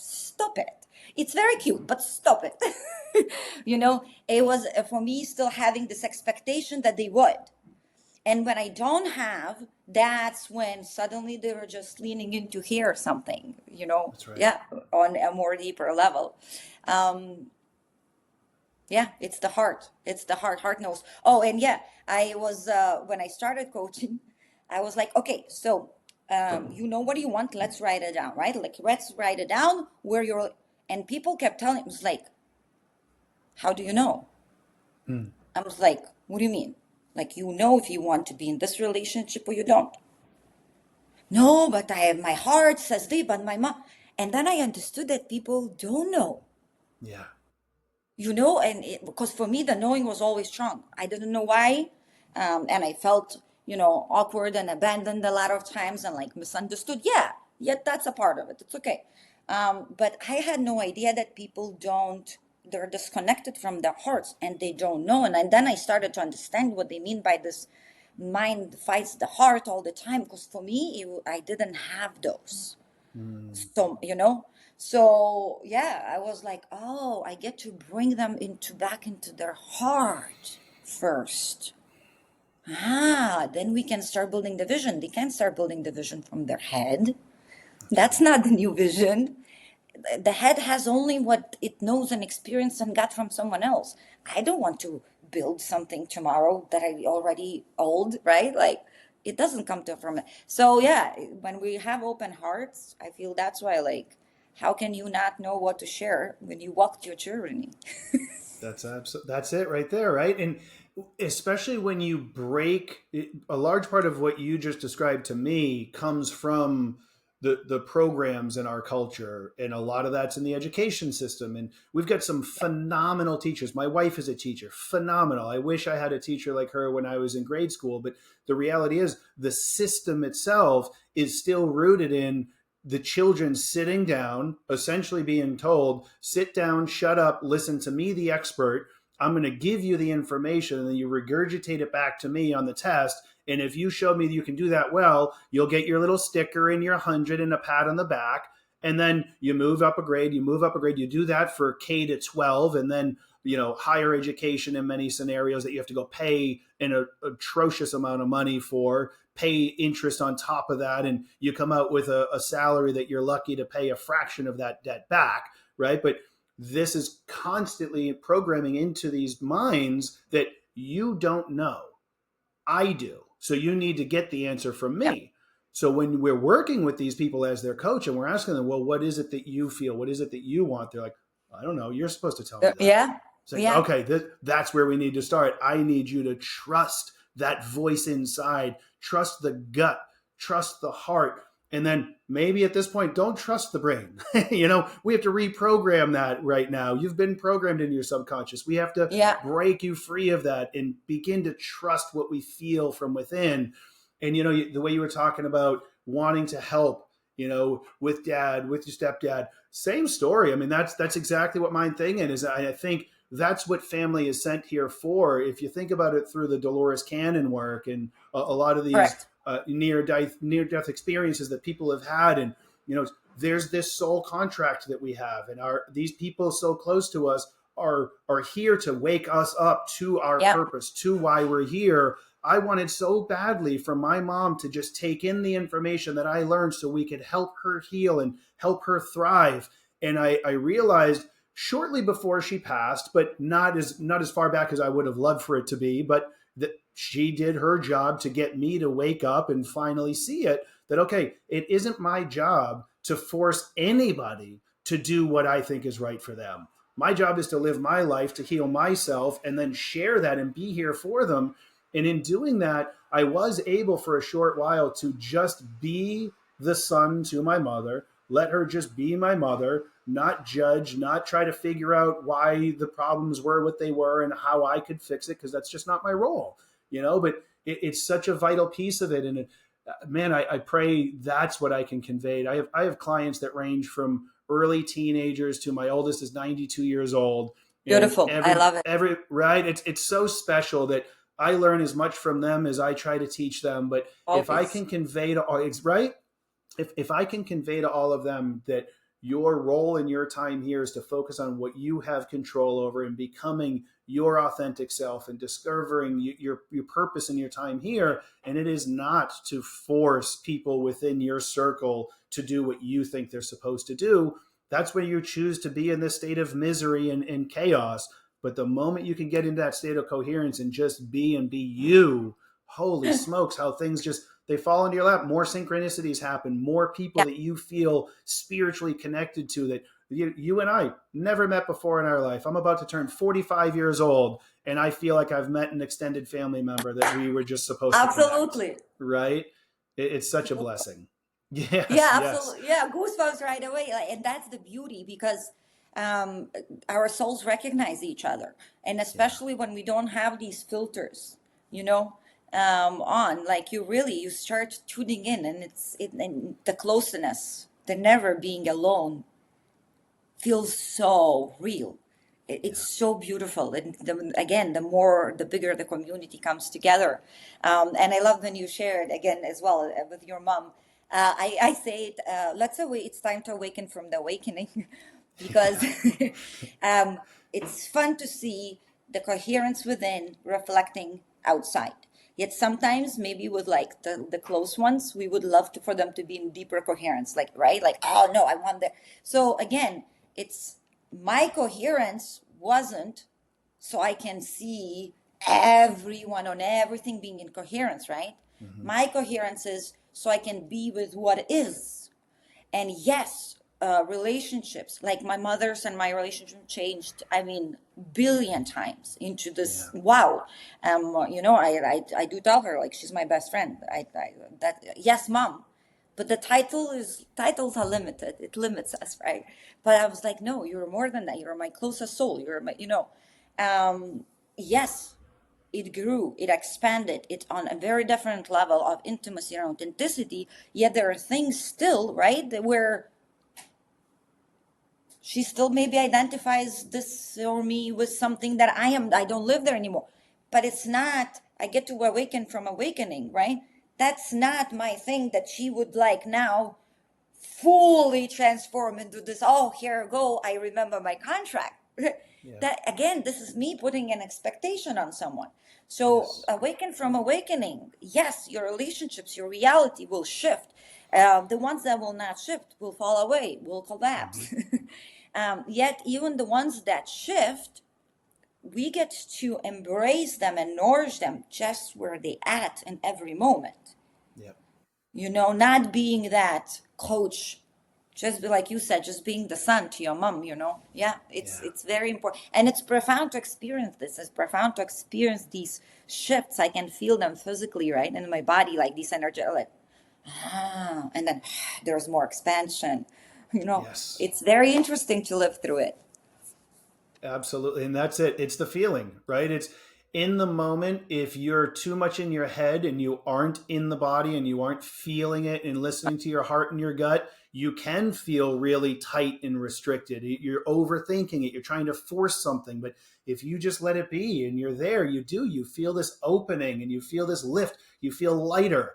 The conversations that I've had recently, especially with my daughter, my 16-year-old, and then my middle son, my 13-year-old, age appropriate conversations. Yet for many, they might think I'm speaking too high for them, but they get it intellectually. And I'm more than anything letting them know that my wife and I's job, their mom and dad, we're here to help them in the best way that we can to become individuals, to become the best version of themselves. I don't want them to turn to me and look for the answer every time. I want them to know that they can turn to me for support, but it's their decision to make. It's their actions to make. They are going to make mistakes. They are going to fail, and they're going to learn to trust themselves that they can handle it. Even if they make a decision that winds up being deemed a failure, well, there's a lesson in that. Learn from it.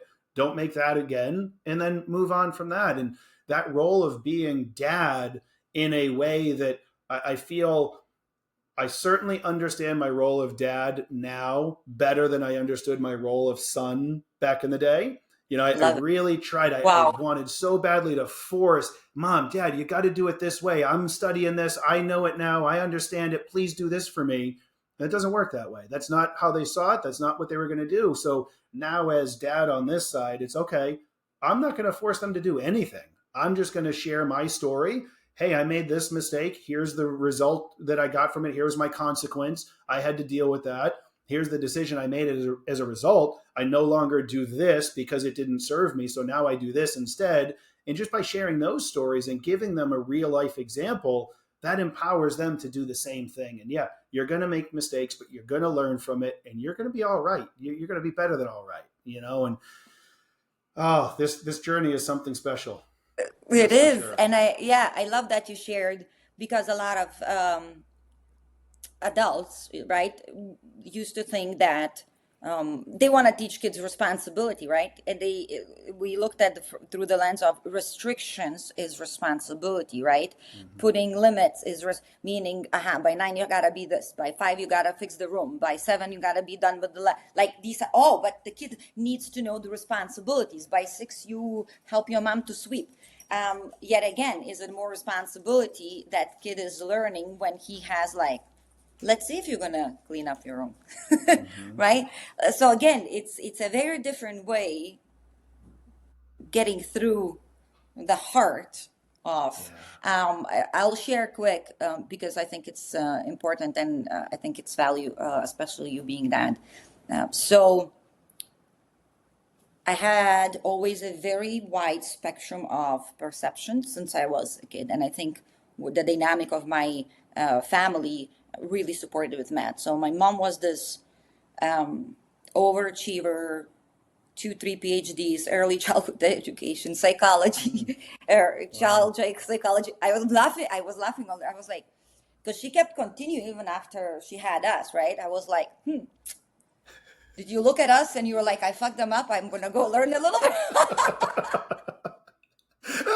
um, the beautiful heart, like millions of people know, like supporter of everyone, pleaser of everyone as well, and overachiever on the top. And really, outside of the box says it goes already for her.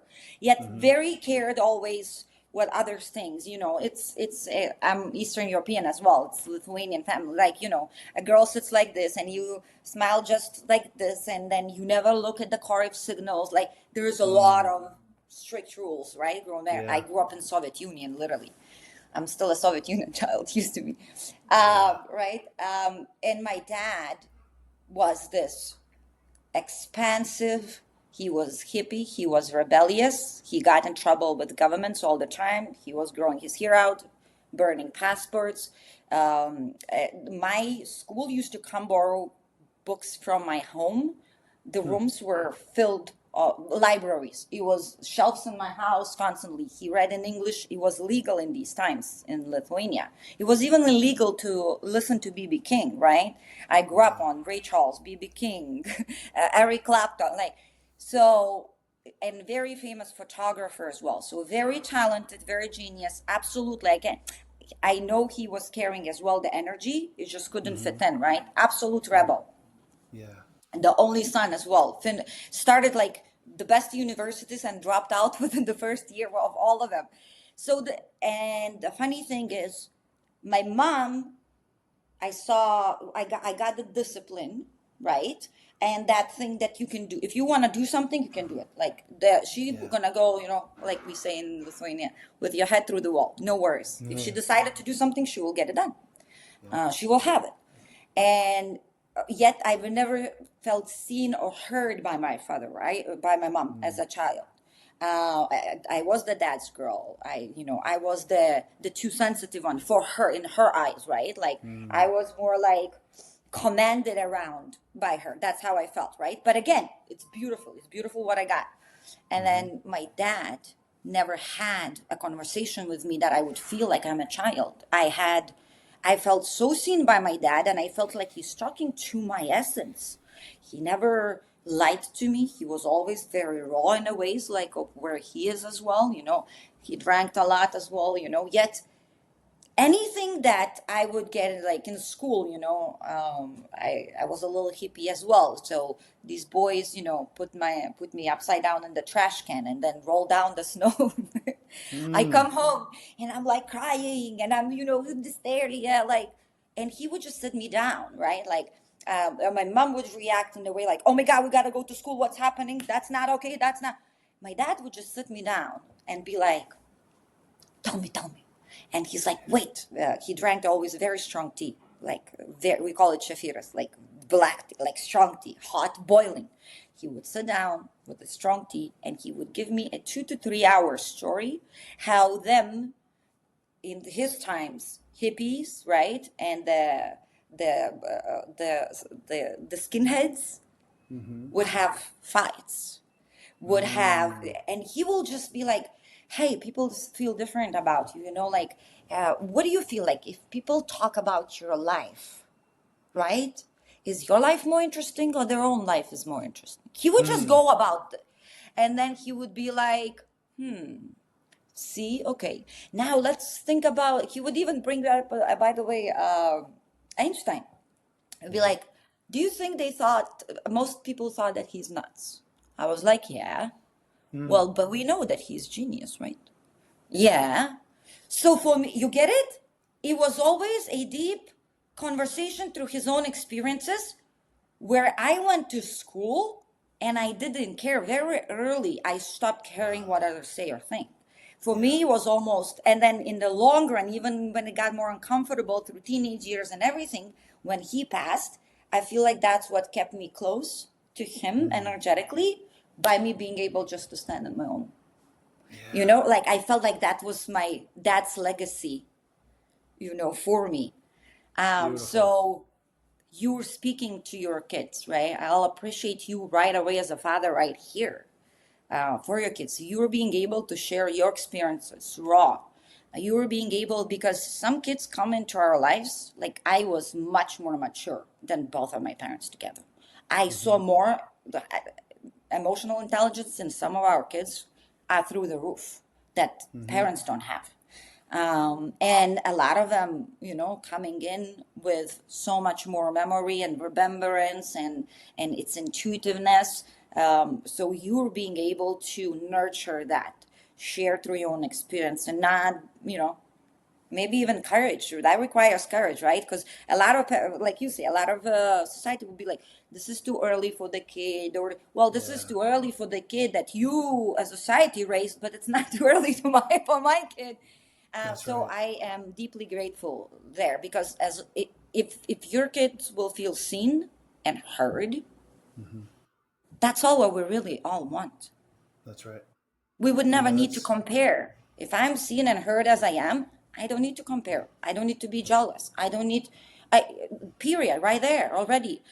On the top of it, it supports me with expressing myself, right? And even if it's a doubt, right? There is this now knowing the other soul saw me. And I carry that feeling in my field forever, and interesting enough, my relationships, romantic relationship, was very close, mirroring my father's. It was very authentic, always expansive. Always inner children came out and play, right? I in every relationship I had, like we actually had like a family business, like we hmm. created, like we went forge our own path, right?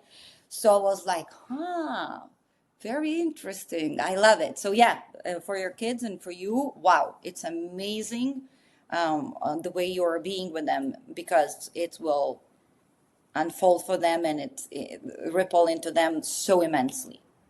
Yeah, thank Seen you. and heard. It's That's it. I, I get, yeah, and I think it's that simple, right? And that's the aspect of this dynamic, that for those of us that do heal, we heal the family, both past and future. And I Amen. feel like I'm getting to witness it in real time, because Yes. I feel myself heal. I feel how much I've changed.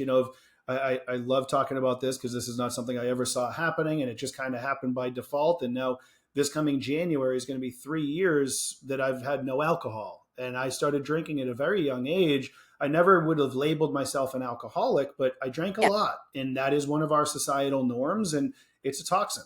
And it definitely took its toll on me. And it did not make me a better version of myself ever. Every single time I drank, whether it was just a couple or too much, I turned into a version of me that I don't really like him. So why am I subjecting everybody else to that version of me if I don't even like him? And now here we are, almost 3 years, and it's allowed me to heal to a whole nother level. And I don't lie to my kids about it. I tell them how much I drink. They witnessed me drink. Only 3 years. My daughter's 16, like I said, so they've seen me have some. Now they've seen me go 3 years without it. And I think that in and of itself does a lot for them, that it's not something you need to have, even though, my wife will still have a couple, and that's okay. I don't, and that also is okay. That so they get to live that and see that. And like you said, I really appreciate you putting it that way, that they feel seen and heard, and that is the simplest way of putting it. And I think you're right. If we all have that at every stage of life, that can allow us to really flourish. Wow, yeah, absolutely. And again, if we know that everything is double-edged sword, every tool, everything, right? So even alcohol, and Yeah, you don't have to have it. If you have to have it, it's imprisoning you, right? that's So right. everything can be a tool for a little fun, for a little expansion, for a little ground, like, right? I know some people that it grounds them for that moment, and maybe that right now you. Yet again, if it becomes a crutch, Yeah, and what I noticed too, so I'll share as well. Okay, I really like it. I'm sorry, this is a side note. yeah, This is my first time sharing so much about my story, and I'm really, yeah. I was like, okay, things just come up, so I really enjoy it. So because my father was alcoholic, right, and very sensitive as well, Mhm. energetically, schizophrenia, diagnosed with schizophrenia, bipolar. I mean, he was actually locked up in psychiatric hospitals quite a few times throughout my life. Mm. Um, it's funny, and I never saw him like this. I really love it, like, because for me, I kind of felt the way he spoke to me, I felt like he had gifts. You Yeah. get it? So yeah, Yeah. because he was there and I never took these labels as something wrong or something bad. And now we found out, of course, these are all people tuned in Yes. into Right. subtle energies. That's all what is. Nothing is wrong, neither with ADHD brain or it's perfect. It works perfectly. We just got to find the ways that it works for us, Yeah. correct? Yep. So yeah, since I was a that's a little bit of epigenetics as well for sure. Since I Mm-hmm. was a dad's girl, all my family, because he was leaned into right instability and alcohol and all of it, all my family you very rarely recognize. Since I was, I don't know, 3 4, I remember them. My Mm-hmm. grandma or my mom standing over me and like, you gotta be careful, you have dad's genetics, you Wow. have alcoholism in you, and you're very similar. If you want, you gotta run away. Because of that judgment, it's ridiculous. Like, we're all Eastern Europeans, we're drinkers as well when we party. Yeah, by Mm-hmm. 21, 22, we're almost done drinking because Yeah. there's no age like this. We become, I feel, adults very early. 21, that's it. We all have families over there, more or less. Yeah. It used to be. Now it's changing.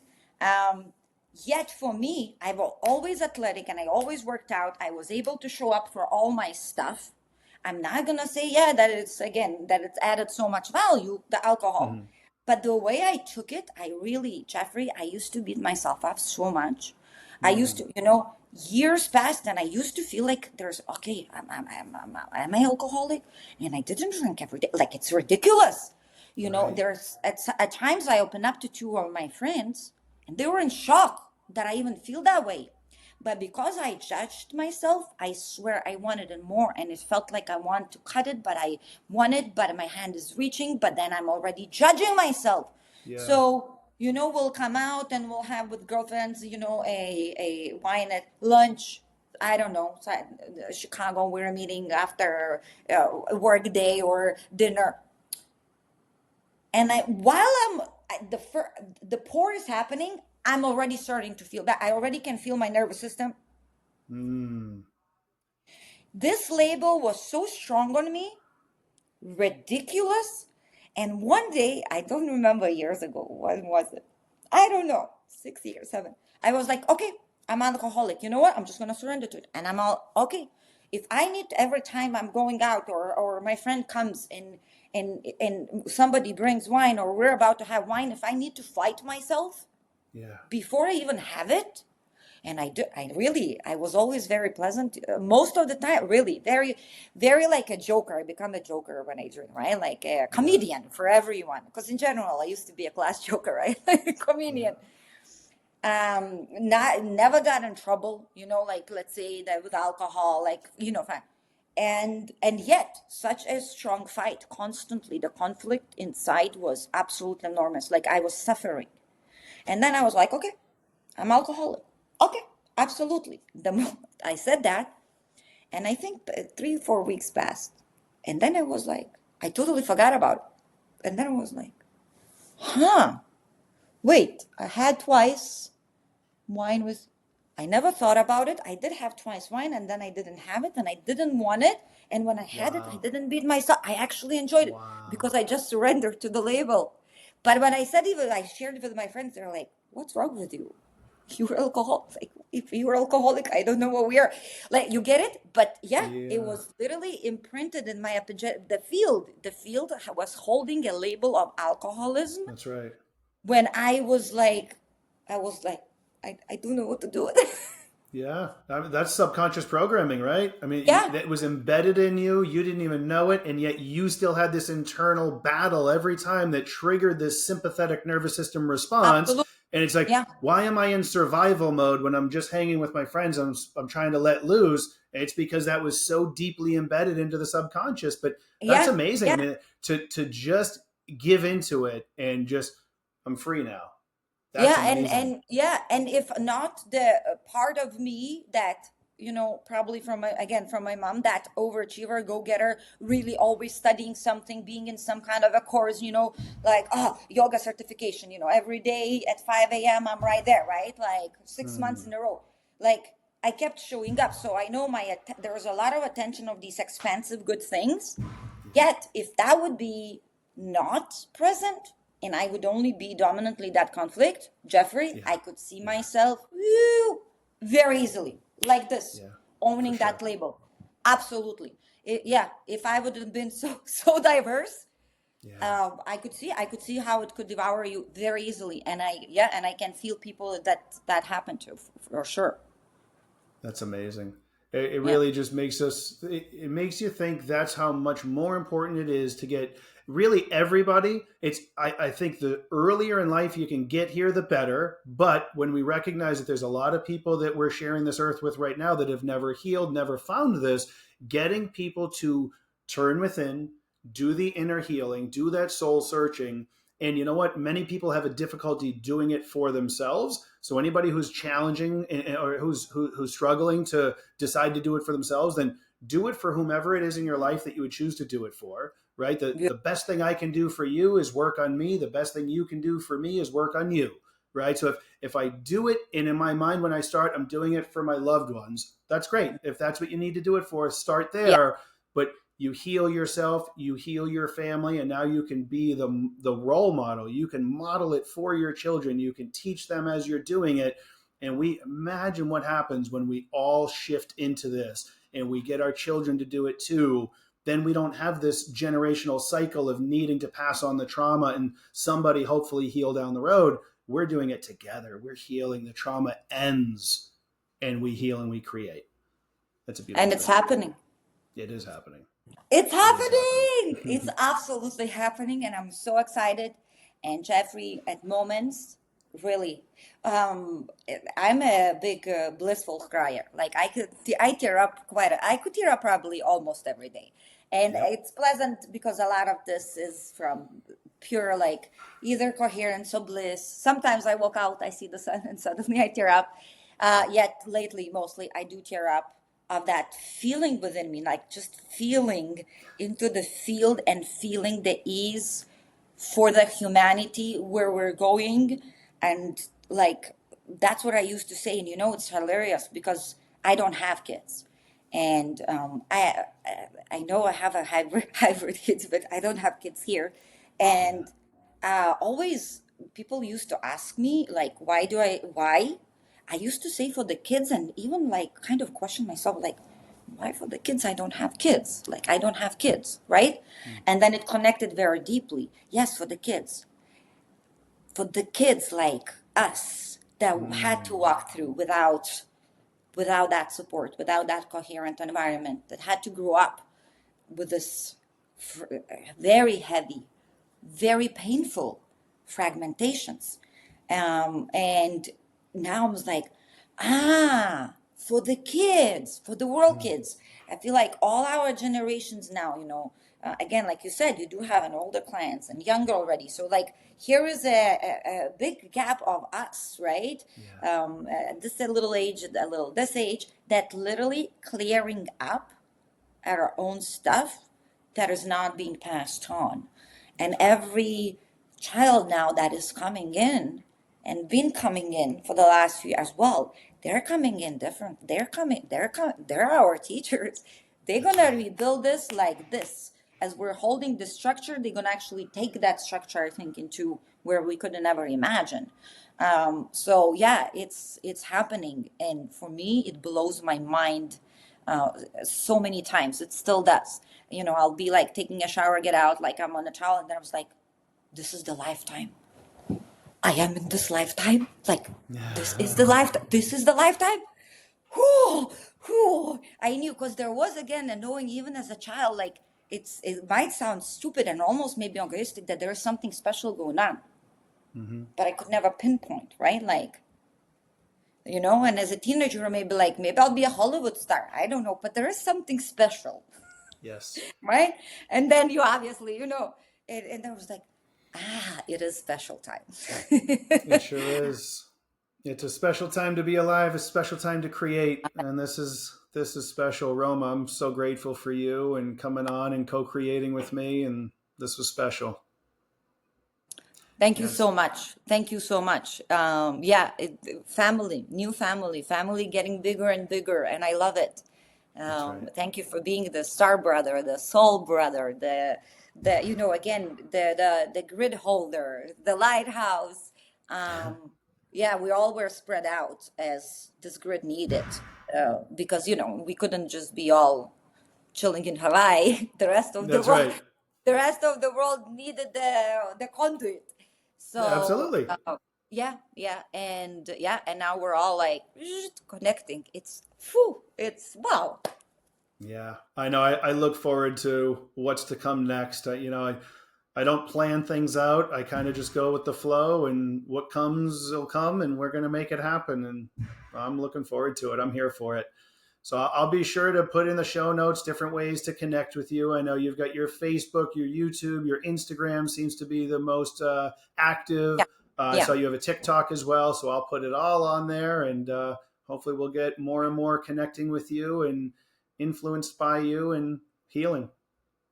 Thank you so much. And the same, anytime, Jeffrey, please reach out. Any ideas, or even a support, or even anything to share, right? Yeah, Or even like, yeah, hold the space for me. I'm just a little bit off. Like, hold the space for me. I would love to, because again, I feel like, yes, we've been rebirthing ourselves, anchoring, stabilizing our higher selves. That allows us to maximize our human potential. And at the same time, as we've been pouring a lot into this unfolding, because even what Sun is doing right now, it's symbiotic relationship. It's doing it yeah. because our consciousness is raising in the same rising, and Earth is realm is expanding.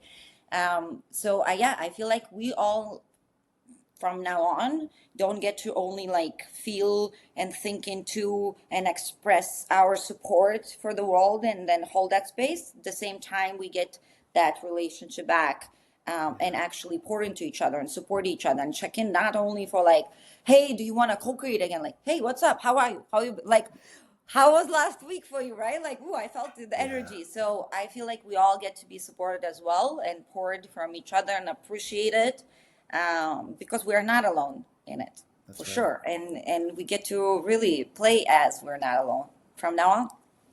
That's beautiful, and I'll tell you that makes me think of this as well. Is I'm stepping into my chapter, and it's been about a year now that I've really felt this. That I've been a giver for my as long as I can recall, in different stages of life. That there were gifts that I received, but I didn't think about it as being a receiver. I was a giver, and I've had quite a few things happen over this past year that have kind of opened my eyes to, if you're going to be a giver, that's wonderful, but you also have to be willing to receive, because there are other givers out there who want to give and want to feel their heart space swell. I mean, at any time you give to somebody and they receive and they're grateful, you feel Don't your take heart away space from them. swell. Exactly. So these times that I was actively receiving from people, I felt their energy in that moment as much as I swelled up as a receiver, Yep. and I could feel them swell up as they gave, and I was receiving. So I realized in that moment, like, anytime I've denied receipt that somebody's trying to give to me, I stripped from them the feeling of being the giver. So I'm stepping into that part too and saying, whoa, another layer I've got to peel back. I have to also be willing to receive. And that's a big part of it. For those of us that are givers, it's important to just kind of connect and reach out and, hey, I'm here for you too. So what do you Yeah. need? That's beautiful. Yeah, Thank you. yeah, absolutely. And I love what you said, with somebody else giving and you're not receiving. A funny part is how I start kind of reframing my girlfriends with the compliments. A lot of times when you compliment a woman, right? They want the compliments, right? But they'll shy away. They'll dismiss it, right? Like, oh Yeah. no, I just got. Oh, you look so great. I feel now. I feel like I gained weight, right? Like all the time. So it's funny. Years ago, I started doing that. So I'll give a compliment, and usually I used to, and they're like, no. So usually I used to go like, come on, you gotta know how to receive. Open your the air. You worthy, and it's still like a pity party, just petting it. You get it? So Yeah. then I flipped it. Then I was like, oh, you don't like my taste. And they're like, no, why? You don't trust what I see or my interpretation. And they're like, no, what do you mean? Well, I see you beautiful and I just shared and you just kind of dismissed me. That's awesome. I, yeah. And That's they're like, awesome. I didn't mean, well, I was like, I don't know what you feel about you. I just share what I see. I love it. I was like, I get it that you maybe don't, but don't like just cut it off for me. So then they started, and then they already kind of knew like Roma is coming with a compliment. Give it to me. I Like, love it. That's a great reframe. I like yeah, I that. was like, so you don't like the way I look? Because if you think that my taste is like, oh, it's bullshit. No, it's not like this. Yeah. Okay, may I see you beautiful right now? So yeah, that's another awesome part. And as well as when we were sharing about the quantum living lifestyle having a structure and yet then playing flowy within, that's the thing. What is unconditional love, right? That trinity coming together, meaning my masculine, right? Mm-hmm. Tough love. Mm-hmm. Who showed up here today? Like, who allowed for my feminine to come play with you today is my masculine. Scheduling, downloading the app yesterday in the evening already, making sure it's all good, right? Yeah. So when Yeah. my feminine walks in here, she today can just be like talking whatever she wants. She doesn't need to think, oh my God, app is not downloaded, because my masculine shows up, makes her safe, creates the container. Yeah. Right? So again, like even the structure of all the bees, this is your masculine making your feminine safe to Mm-hmm. co-create, to create whatever she wants, to express herself fully. And what happens when your daddy, tough love, mother, soft love, what does your inner child feels? Mm. Safe, Yeah. seen and heard.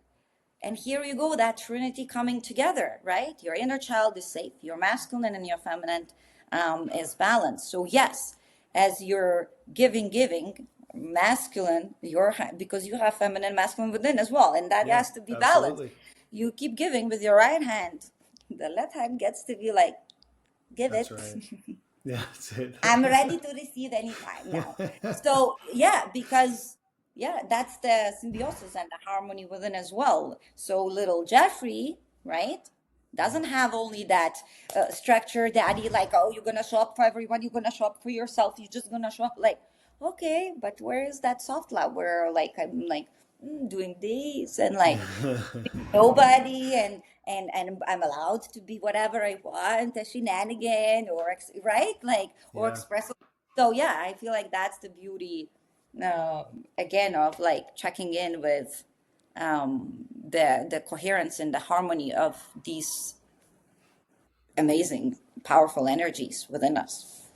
Absolutely. That's Done. beautiful. Yeah, it's funny. Each time we go, I feel like there's more we could do, but I that's a know. nice mic drop moment. That's beautiful. That's so wonderful. We will definitely be staying in touch. This is unbelievable, and I look forward to what comes next. Yes, All right, thank my you. And friend. my question is, I would love to check out your books as well. I am a Yeah. reader. I like to read. So it's in your Instagram as well, right? In the links. Yes. Yeah, I have the Awesome. links in there. They're all on Amazon, and yeah, I try to Okay. put them in all the show notes on my YouTube videos as well. Okay. Awesome. Cool. Yeah, I'll find you on YouTube as well. Awesome. So we Thank you get to so still much. connect. Thank you. Thank Indeed. you. Enjoy yourself and everyone else as well. Thank you for being here with us. Amen. Have a blessed day.